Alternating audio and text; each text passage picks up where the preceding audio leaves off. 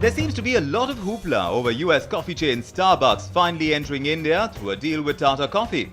And this may shake up existing homegrown brands like Cafe Coffee Day. Given Starbucks' global experience and its big plans for India, is Cafe Coffee Day worried? With Starbucks coming in and Barista, Lavazza Barista, all of these brands, consumers are going to be spoilt for choice. While there is room to grow and there's room for everyone, clearly the onus is on you to protect that leadership position. How do you feel about the challenges ahead, and what's keeping you up at night these days? Sure. See, actually speaking, if you ask me, the market opportunity is huge, right? We are nowhere near a saturation point in this business at all, even in the metro cities. Why I say that is simply this. The Cafe Coffee Day and cafes in general serve as huge conversational hubs, or let's say places to hang out at. There was a time, maybe 15 years before, when people would travel a certain distance to go and hang out with their friends. No one's willing to do that anymore because there are more cars on the road, there's no parking, so people would like to hang out at a walking distance. From that, it's moved down to the need for a hangout at an arm's length. So when there's a need for a hangout at an arm's length, and that's across demographics, which means cities, small towns, adults, youngsters, youth, whatever, all of them need spaces to hang out with their friends and have a conversation. And that need is growing humongously. So to that extent, there's a massive opportunity.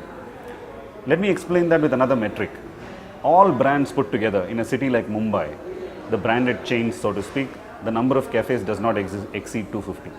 And look at the number of suburbs that Mumbai has. And in each suburb, you look at the number of colonies or societies that are there. So there's enough and more room to grow in the cities itself. And the more players there are, the better it is, because it will grow the category for us. The second and most important part for us to look at is all brands put together have not crossed 180 towns in India.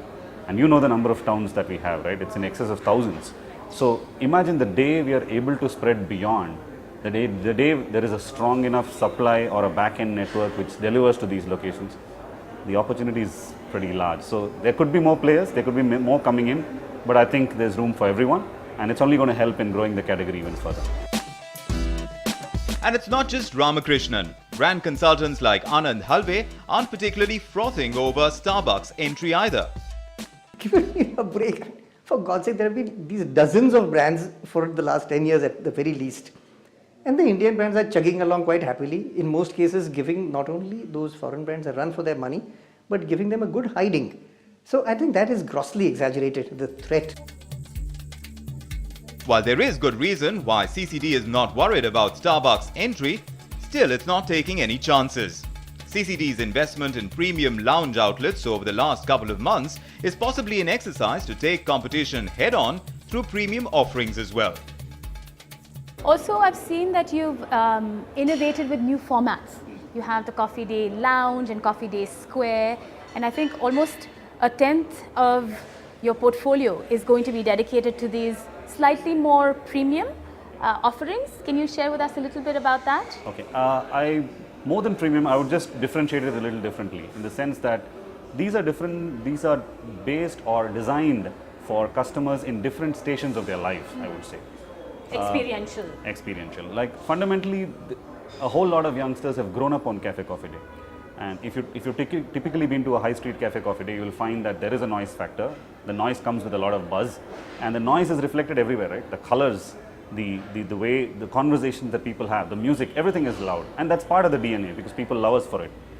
Now, there comes a stage in life when you reach a station in your life cycle where you believe, you know what, I love this place, but I'm looking for an option which may be a little quieter, maybe where I can explore much more in terms of offerings, both its beverage as well as food perspective.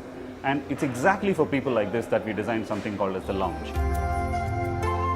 So Cafe Coffee Day is already preempting competition from global giants like Starbucks in an attempt to protect market share in the mid and top segments with its three distinct formats: the Cafe Coffee Day, the Coffee Day Square, and the Coffee Day Lounge.